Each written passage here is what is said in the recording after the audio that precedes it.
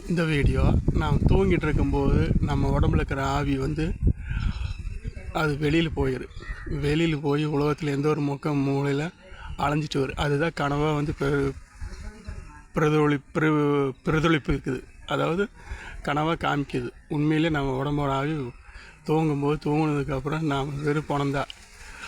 நம்ம ஆவி வெளியில் போய் சுற்றிட்டு வரும். எங்கள் ஒரு பக்கம் உலகத்தில் ஏதோ ஒரு அதுதான் கனவாக வர்றது. பார்க்காத காட்சியில் பாய்ச்சிட்டு வரும். அவர் மறுபடியும் காலையில் எழுந்திரிச்சா தான் மனுஷன், இல்லைன்னா போனோம்.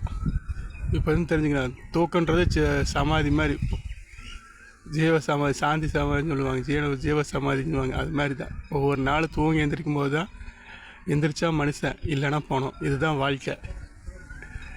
இது புரியாமல் வானத்துக்கு பூமிக்கு அலையக்கூடாது, ஆடவும் கூடாது. உண்மையாக நடக்கிறது இதுதான். நீங்கள் தூங்கும்போது உங்கள் கனவுல பார்த்துருப்பீங்க. ஆக்சுவலி அது கனவு கிடையாது, அது நிஜம். உங்கள் உடம்பு உங்கள் ஆவி வேறு எங்கேயோ உலகத்துக்கு போய் சுற்றிட்டு வரும்.